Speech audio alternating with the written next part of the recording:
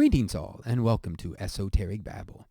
Today we're going to have a little discussion about the Rakia, or the firmament. I don't know exactly how esoteric this is, but it would be a good chance for us to dip our toes into a little bit of Hebrew. So right here, this is the book whence comes our discussion, Breshit, also known as Genesis. That would be the Greek title, which it acquired in the Septuagint. Now, we have a lot of Genesis here. I'm only going to make use of the verses down here. So I think this is verse 6 and 7. Actually, we're going to start, we'll start here. And I'm leaving this up because this is going to tie into another video that we'll do next. So what prompted this video is I've always been fascinated with this word rakia and the firmament. And it was never really clear, especially reading in English. And I don't know why it's not clear. I think it can be clear from reading in English. But I remember once back in the 90s, a friend of mine who was very evangelical Christian said that her pastor had told her that the firmament was the clouds. And I just thought that that was not only kind of loony, with all due respect. I didn't think it made any sense. And I just thought that was like her own, I didn't think that was kind of a widespread opinion or theory. And I don't know if it's widespread or not, but it seems like it was at least more than her pastor. And it came up because I saw a Dan McClellan video, and he was basically discussing this point where someone had talked about the rakia being the clouds. So I just wanted to go through here in the Hebrew, and it's not that important to use the Hebrew, but at least we'll go to the original source here, and you can follow along with your favorite English translation and kind of just see what you think of this.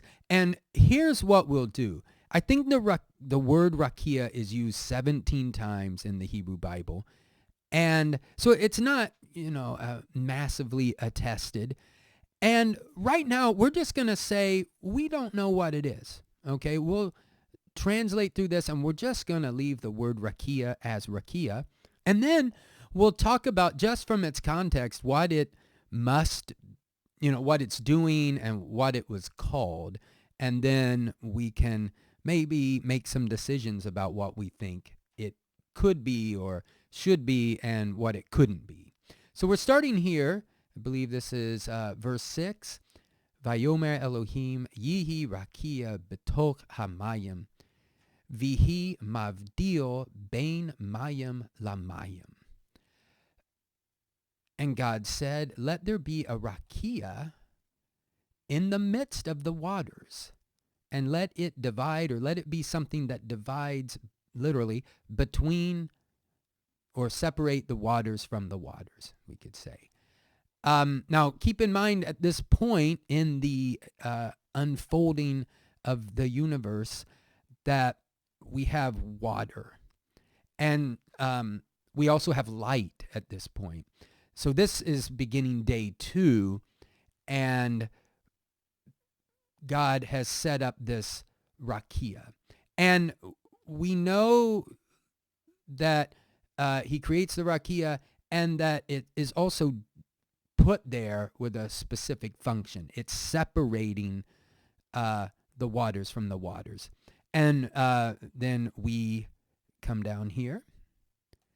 Vaya'as Elohim et harakia, vayavdeo bein hamayim asher mitachat la rakia, uvein hamayim asher me'al la rakia. Vayhi Cain. And by the way, a nun got left out of there when I copied and pasted this. Slight digression, I have terrible time copying and pasting Hebrew text, and I don't have a keyboard where I can input the types of vowels necessary here. So woe is me, and I will take care of all that. It's just, it takes me a while.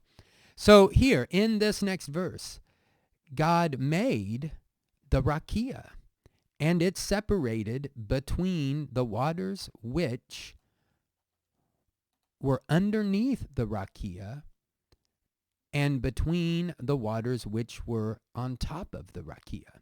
And it was so. I mean, we might even say that, and God made the rakia, and it separated the waters which were under the rakia from the waters which were on top of the rakia, above the rakia. That would be just a little smoother.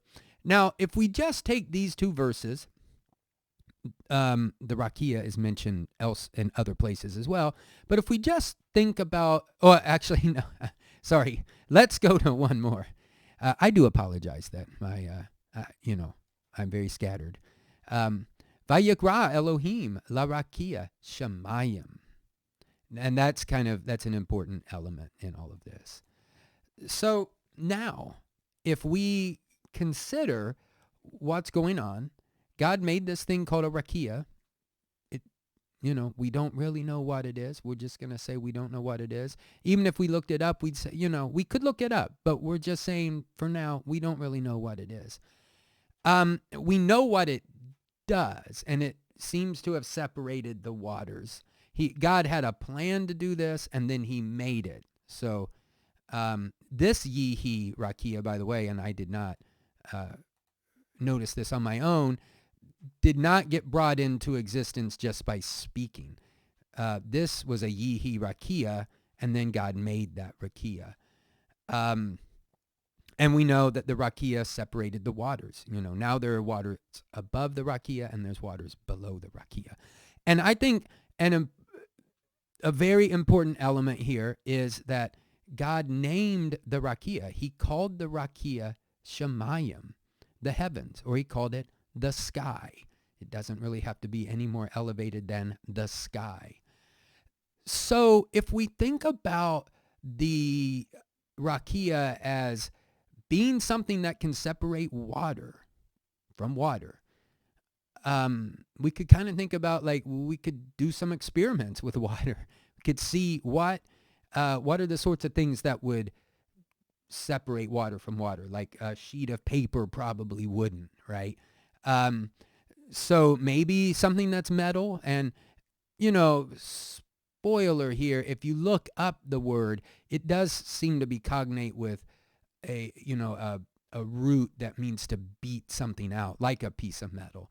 So it could be like a piece of metal or something. And that's why sometimes you'll hear like it's a dome or something along those lines. But we don't have to go that far. We can just say that it's, this rakia, it must be solid, I would think, to keep waters, especially there's going to be waters above that are trying to get down, and something's going to have to support that water and keep it from coming down. So to me, there, it at least would be solid. I don't know. It could be made out of anything. It could be stone or who knows what. But that would be an important element there.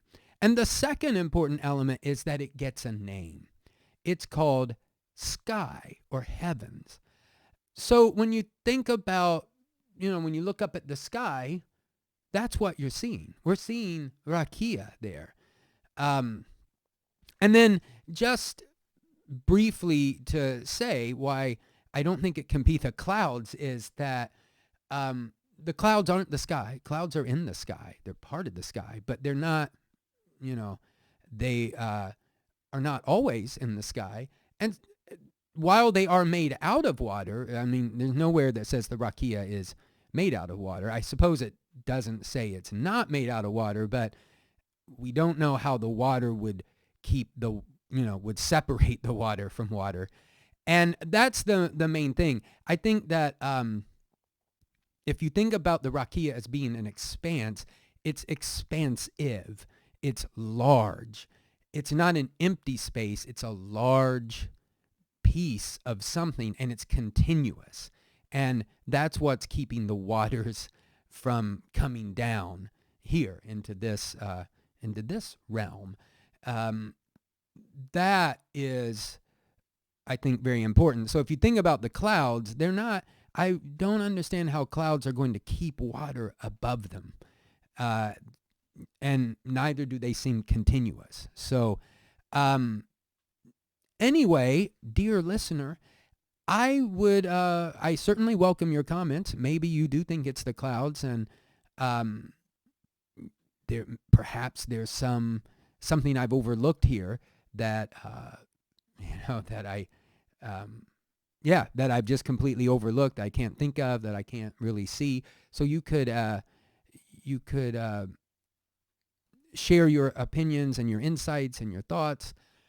Now, the last thing about this is why people might think it's the clouds. And this does impinge a little bit more upon what esoteric babble is about. And that has to do with, you might say, the doctrines that people adhere to when they approach reading the Bible. Excuse me. And to put that another way is to say that to a certain extent, and I think that there are people who would definitely affirm what I'm going to say, people read the Bible with guardrails in place. And, those guardrails could be church tradition, I guess not primarily, but that's, I think, historically been what has informed people's reading of the Bible, has been what the church has taught. And, if you have a belief that the Bible is the inerrant word of God, then it does become a problem, I suppose, if you read something like this and you're trying to think like literally, like, well, where is that big piece of metal? Now, there are many ways that you could think through this.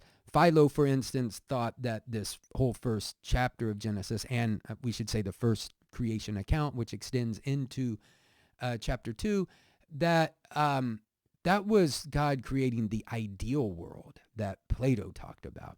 And then in the second creation account had to do with our actual physical world. So, that's one way to think about it. For me, and I think esotericists in general, literal readings of things like this are just, it's not very important. What's important is to try to understand what meaning might be there, or the other levels of meaning as well. I shouldn't say the literal isn't important, but I would say in a lot of cases, it's not as important as underlying themes. For instance, I had a great discussion with a friend of mine last night, and we were talking about the Lord of the Rings and how the truth of something like the Lord of the Rings would be whether, you think it's true to just always persist, even though there's little hope of one succeeding, and going up against, being vastly outnumbered, but still going up against the forces of darkness and so on and so forth. That would be, to me, the truth. And actually, I'm taking this from my friend who said this. That's the truth of something like the Lord of the Rings. And when we read biblical texts, to me, it's these sorts of themes that are much more important than just the literal details about whether the Bible had the cosmology right, which to me it does not. And 1,000 years from now, people may look back and say, look at all the stuff we didn't get right. So I don't think that that's very important on the, quote, spiritual level.